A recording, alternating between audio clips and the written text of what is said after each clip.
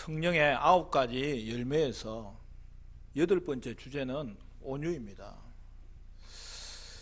보통 사람들이 온유에 대해서 오해하는 경우가 있어요. 여러분, 온유한 자라 할 때 이 온유가 뭘까요? 어떤 사람이 온유한 사람입니까? 먼저 알아야 될 것은 온유한 사람은 유약한 사람을 말하는 건 아니에요. 무기력하고 힘없는 사람이 아닙니다. 온유라는 명사는 헬라어로 플라우테스이고 형용사는 플라위스인데 일반적인 의미는 온화함, 그게 다 들어가 있죠. 따뜻함, 부드러움 이런 뜻입니다. 그런데 이 말의 기원은 어디에서 나왔냐 하면 야생마를 기르는 데서 나온 거예요. 즉 한마디로 말하면 통제된 힘을 말하는 거예요.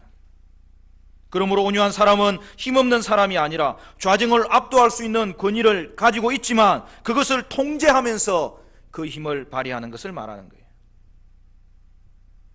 그래서 온유하다는 것은 자기 자신에 대한 바른 견해입니다.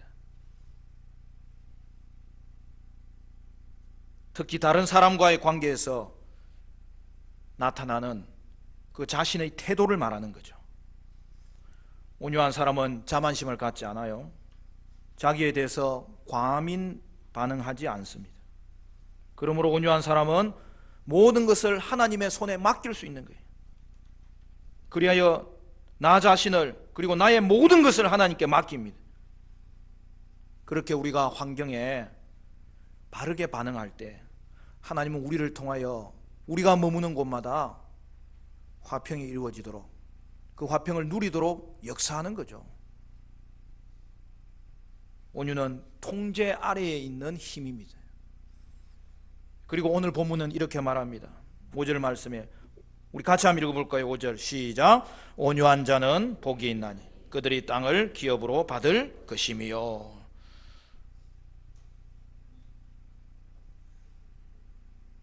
여러분, 사람들에게 어떻게 반응하십니까? 내 반응이 복의 원천이 되려면 어떻게 반응을 해야 하는 것일까요? 온유한 사람은 어떠한 태도로 사람을 대하는 것일까요? 먼저 온유는 하나님의 다스림을 받는 사람의 태도를 말하는 거예요. 민수기 12장 3절에 보면 이 사람 모세는 온유함이 지면의 모든 사람보다 더하더라.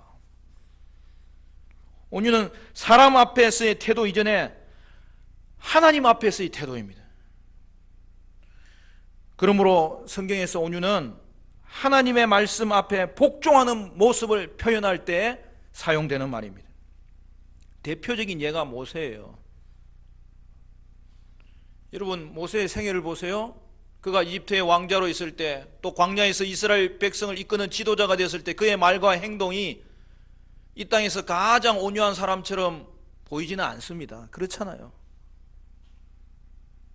그럼에도 성경이 그를 온유한 사람으로 기록한 이유는 그가 하나님이 말씀하신 것이면 순종하려고 노력하고 애쓰고 힘썼다는 것이죠. 최선을 다했다는 것이죠. 하나님의 다스리심을 구하는 그의 복종하는 태도가 온유함으로 평가된다는 거예요. 여러분, 이 구절이 나온 배경을 알죠? 모세의 형 아론과 누나 미리암이 모세의 권위에 도전한 거예요. 광야 40년 생활을 그토록 힘겹게 사명 감당하면서 여기까지 이끌어 왔는데 자신을 비방하는 형제들을 보면서 모세의 마음이 얼마나 힘들었겠어요. 서운했겠어요. 모세는 자신을 이해해주고 감싸줘야 될 형과 누나가 오히려 자신을 비방하는 것을 앞장섰을 때에 슬펐습니다. 그는 자신의 권위를 이용해서 얼마든지 항의할 수 있었고 변명할 수 있었지만 그렇게 하지 않았어요. 그냥 잠잠히 그들의 비방을 받아들였어요. 도저히 이해할 수 없는 상황이었지만 다투지 않았어요. 그런데 어떻게 됩니까? 하나님이 나서시는 거예요. 아론과 미리암을 불러 야단치시고, 그리고 결국 이 일로 말미암아 미리암은 한센병에 걸리는 거예요. 이때에도 모세는 하나님께 그녀를 고쳐달라고 기도하는 것을 볼 수 있어요. 온유는 사람들의 마음과 눈에 맞도록 행동하는 것을 의미하지는 않습니다. 온유는 기준이 없는 사람 앞에서의 부드러움은 아니에요. 오히려 하나님의 말씀으로 분명한 기준을 잡고 말씀에 순종하려는 그 복종의 태도에서 나타나는 자세인 거죠. 말씀의 기준을 지키기를 애쓸 때 하나님 앞에 온유하다는 평가를 받을 수 있고, 또 하나님은 그런 자들의 삶에 반드시 개입하신다는 사실이에요. 그리하여 그들을 인정해 주신다는 사실이에요. 그러므로 여러분은 하나님의 말씀에 복종하시고, 그리하여 하나님 앞에서 온유함을 인정함 받는 복된 믿음의 사람으로 설 수 있기를 간절히 축원합니다. 두 번째 온유가 뭐냐? 가르치는 자에게 필요한 태도예요. 고린도후서 1장 10절은 이렇게 말합니다. 너희를 대면하면 유순하고 떠나 있으면 너희에 대하여 담대한 나 바울은 이제 그리스도의 온유와 관용으로 친히 너희를 권하고. 바울은 훈계할 일이 있을 때 어떻게 했다고요? 온유와 관용으로 가르쳤다는 거예요. 여러분, 당시 그 그리스 로마 시대는 가르치는 자에게는 절대적인 권위가 주어졌어요. 그래서 부모나 교사는 자녀나 학생을 가르치는 과정에서 필요하다면 체벌을 가할 수도 있었어요. 이런 엄격한 사회적 분위기에도 불구하고 성경은 가르치는 자가 온유한 태도로 가르치라고 말하고 있어요. 바울은 자신뿐만 아니라 자신이 세운 지도자들에게도 온유하게 양무리를 가르치라고 강조하고 있어요. 예를 들어서 바울은 디모데에게 공동체에서 거역하는 자들이 있을 때에도 훈계할 때에 온유함으로 하라고 말씀합니다. 디모데후서 2장 25절 말씀에 거역하는 자를 온유함으로 훈계할지니 혹 하나님이 그들에게 회개함을 주사 진리를 알게 하실까 하며. 여러분은 어떻게 합니까? 여러분, 애들 잘못해서 훈계할 때 어떻게 하죠? 그냥 열부터 받는 거 아니에요? 그렇게 하지 말라는 거죠. 바울은 공동체에서 범죄한 자가 있을 때에도 역시 온유한 심령으로 그를 바로잡으라고 이야기합니다. 심지어 공동체에 거역하는 자와 범죄하는 자를 훈계할 때 그때에도 반드시 필요한 자세는 온유라는 거예요. 지도자는 거역하는 자나 범죄한 자들에게 무엇을 잘못했고 어떻게 회개할지를 성경적으로 정확하게 가르쳐 줘야 됩니다. 그러나 온유한 태도를 가지고 하라는 거예요. 왜냐하면 훈계의 목적이 뭐예요? 회개하는 거잖아요. 훈계의 목적이 뭐예요? 회복시키는 거잖아요. 그러므로 우리에게는 하나님을 의지하고 그 영혼이 회개하도록 회복되도록 간절히 바라는 그 온유한 마음으로 가르치는 지도자들이 얼마나 필요한지 몰라요. 그리고 세 번째 온유는 자신에 대한 바른 태도를 말합니다. 이것은 다른 사람에 대하여 어떻게 반응할지에 대하여 자신을 잘 관리하는 걸 말하는 거예요. 먼저는 섬기는 사람들을 이해하는 거예요. 여러분은 사무직원이나 창구에서 일하는 분이나 가사도우미나 아니면 음식점에 일하는 분들을 이해하는 편입니까? 아니면 다그쳐 요구하는 편입니까? 저는 교회 근처 상점에서 일하는 분들이 교인들을 어떤 시선으로 바라볼까? 그 생각을 할 때가 있어요. 급하게 다가가는 사람, 까다롭게 요구하는 것이 너무나 많은 사람. 그러한 모습으로 보이지 않기를 원합니다. 잘 이해하고 친절한 사람이라고 그렇게 알려지기를 원합니다.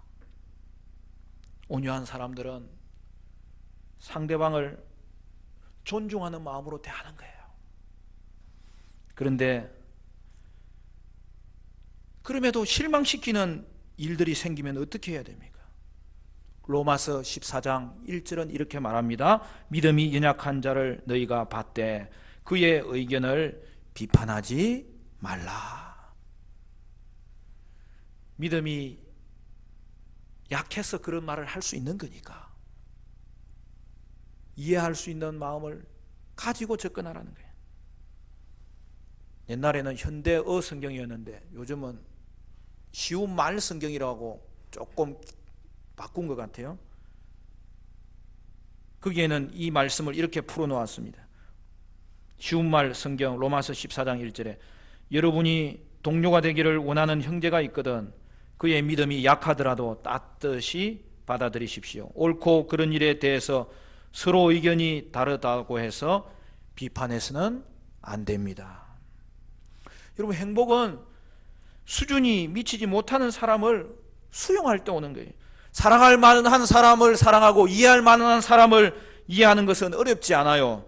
그러나 그 수준에 미치지 못해도 받아들이는 것, 그것이 성숙한 사람이고 거기에 행복이 오는 거예요. 살다 보면 모든 사람을 기쁘게 하지 못할 때가 있어요. 그렇잖아요. 한 무리를 기쁘게 하면 다른 무리는 행복하지 않을 수 있어요. 일순간 영웅이 되기도 하지만 다음 순간에 역적이 되기도 하는 거예요. 그러나 우리는 굴복하지 않고도 바른 태도를 견지할 수 있습니다. 성숙한 사람은 의견이 다른 사람들과도 어울릴 수 있는 거예요. 성가시게 하는 사람, 나와 다르니 의견을 내세우는 사람, 그들도 받아주는 거예요. 그런 사람을 만나면 어떻게 합니까? 세 가지 현상이 일어날 수 있어요. 두려워서 물러나기도 하고 화를 내면서 공격하기도 하고, 그러나 사랑으로 반응할 수도 있는 거예요. 자신의 확신을 구피라는 것이 아니라 타협하라는 것이 아닙니다. 그러나 사랑으로 반응할 수 있다는 거예요. 온유는 어떻게 취급해도 가만히 있고 학대받아도 짓밟히기만 하는 것을 결코 의미하지 않습니다. 그렇다고 온유가 화를 내면서 반응하는 것을 말하는 것은 분명 아닙니다. 온유한 사람을 볼 때 우리는 어떤 모습을 볼 수 있습니까? 상대방을 굴복하지 않고도 자기 길을 갈 수 있는 거죠. 반대하는 사람들과 계속 합의점을 찾아가는 그 과정이 중요한 거죠. 여러분, 눈과 눈을 마주치지 않아도 손과 손은 잡고 갈 수 있다는 것을 늘 기억해야 되는 거예요. 그러면 그 다음 단계도 일어날 수 있게 되는 거예요. 때로는 똑같은 두 의견보다 다른 의견이 우리의 삶을 풍성하게 만들 수 있는 뜻밖의 결과가 오는 것을 봅니다. 이런 부부지간은 어떻습니까? 의견 차이가 있어요, 없어요? 있는 게 아니라 많아요. 그러나 의견 차이가 있어도 행복한 결혼 생활은 할 수 있는 거예요. 사랑으로 반응하면 돼요. 유순하게 대답하면 돼요. 싸움을 통해서 사람을 바꾸는 게 아니에요. 온유함으로 가르칠 때에 거기에 변화의 역사가 일어나는 거예요. 또한 온유함은 가르침을 잘 행할 뿐 아니라 또 가르침을 잘 받아들이는 것도 동일하게 필요한 거예요. 그래서 야고보 사도는 온유의 비결을 듣는 것이라고 했어요. 솔로몬은 듣는 귀가 하나님 앞에서 자신이 원하는 바라고 그것을 달라고, 지혜는 듣는 귀에 있다고 이야기했어요.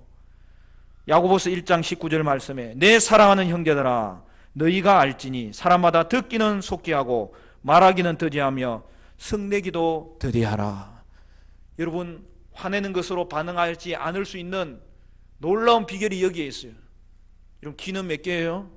2개. 입은 몇 개예요? 하나예요. 가장 먼저 듣는 것을 속히 하는 거예요. 두 번째로는 말하는 것은 천천히 하는 거예요. 그러면 급하게 화내는 것을 우리가 멈출 수 있다고 오늘 우리에게 지혜로운 말씀으로 온유를 가르치고 있는 것이죠. 그러면 우리에게 해를 끼치고 진정으로 상처를 주는 경우에는 어떻게 해야 됩니까? 온유한 사람은 사실은 주도적인 사람이에요.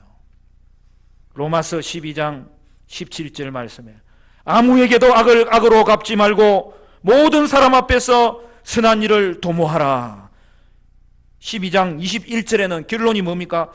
악에게 지지 말고 선으로 악을 이기라. 오늘 이 말씀이 나올 줄 알았죠? 저와 여러분은 다 알고 있어요. 살다 보면 상처받는 일이 없을 수 없어요. 온유함이란 그것에 어떻게 반응하느냐에 달려있는 거예요.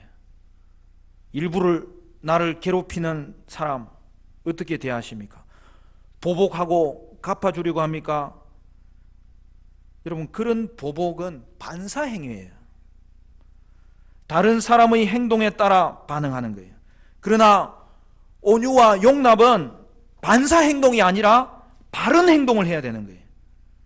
진정한 의미에서 여러분, 온유는 창조적인 행동이에요. 주도적인 행동이에요. 끌려가는 행동이 아니라 그냥 반사만 시키는 행동이 아니라는 것이죠.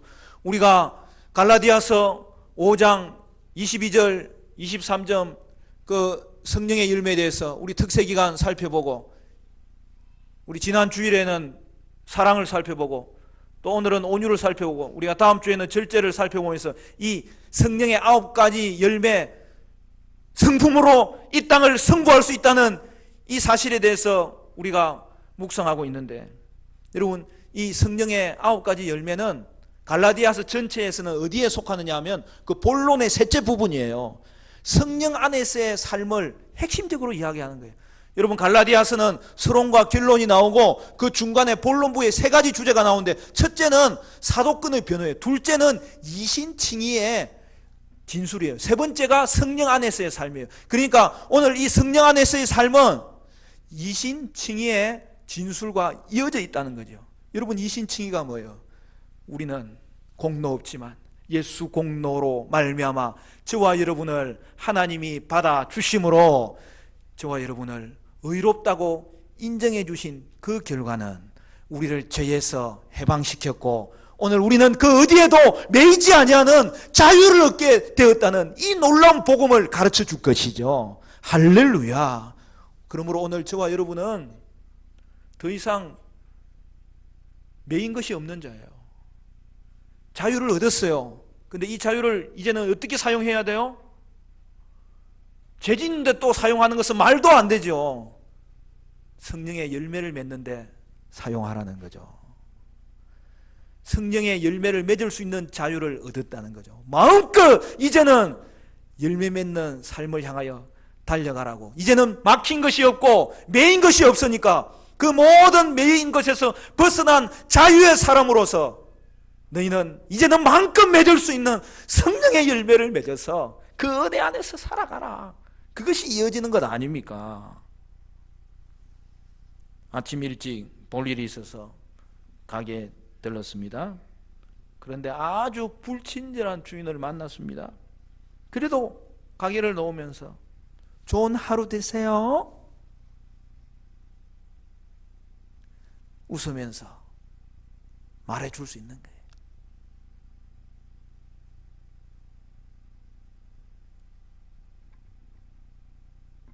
목사님, 죽다가 깨어나도 못하겠습니다. 여러분, 이제는 그렇게 말하면 안 돼. 우리는 메인 게 하나도 없는 사람이에요. 나쁜 기분으로 하루를 보내지 않으려면 그 사람의 불친절한 분위기에 말려들면 안 되는 거예요. 이제는 우리가 매일 수가 없어요. 살다 보면 무례한 일을 당하고 어떨 때는 불의한 일을 당할 때도 있습니다. 그러나 그 사람이 여러분의 하루를 좌우하도록 내버려 두면 안 되는 거예요. 그를 미워함으로 그 사람이 내 인생을 통제하도록 망치도록 허용하면 안 되는 거예요. 보복하려고 하는 순간 그 사람에게 내 인생이 다시 매여지고 내 인생의 통제를 양도하는 거예요. 갚아주려고 하지 말고 반사적으로 행동하고 나타내지 말고 주도적으로 행동하는 사람이 진정으로 온유한 사람이죠. 그러므로 온유한 사람은 억울한 일을 당할 때에 그것을 하나님께 맡길 줄 아는 사람입니다. 여러분, 불의한 자는 반드시 망합니다. 그걸 망하는지 안 망하는지 지켜볼 필요도 없이 반드시 무너지게 되어 있는 거예요. 그러므로 저와 여러분이 행할 일은 온유함으로 보복하지 않는 거예요. 하나님께 맡기는 거예요. 온유함은 나에게 오는 상처도 안 받을 수 있는 거예요. 다룰 줄 아는 거예요. 통제할 줄 아는 거예요. 그러면 온유함의 결과가 무엇입니까? 오늘 읽었던 말씀대로 온유한 자는 복이 있나니 그들이 땅을 기업으로 받을 것이며, 우리가 상황을 통제한다면 세상 모든 것이 이미 우리의 것이 된다는 사실이죠. 온유한 사람은 항상 만족할 수 있어요. 그러므로 이미 만족한 사람은 아무것도 갖지 못하는 상황이 와도 모든 것을 이미 가진 자가 되는 것입니다. 이것이 성도가 가진 자유고, 이것이 성도가 가지는 온유함이고, 이것이 성도가 가지는 축복입니다. 온유는 무엇보다도 예수님의 성품입니다. 마태복음 11장 29절에 나는 마음이 온유하고 겸손하니 나의 멍에를 메고 내게 배우라. 그리하면 너희 마음이 힘을 얻으리니. 오늘 저와 여러분은 예수님과 연합되어 있어요. 예수님 나를 이끌어 주세요. 성령이 나를 지도해 주세요. 그때마다 온유하신 예수님을 닮아가면 내면 깊숙한 곳에서 온유의 열매가 맺혀지는 것입니다. 온유할 때 사람과의 관계에 평화가 임합니다. 싸움은 중지되고 비판은 멈추게 되는 거예요. 그래서 온유는 썩지 않는 귀하고 값진 성품입니다. 여러분은 어떻습니까? 저도 온유함이 약할 때가 종종 드러납니다. 그래서 성령의 인도하심이 있을 때마다 그 길을 따라가려고 애쓰는 것이죠. 성령님 나를 내버려 두지 않기 때문에, 성령님 나를 감동시키기 때문에 그 자리에 서려고 오늘도 달려가는 것이죠.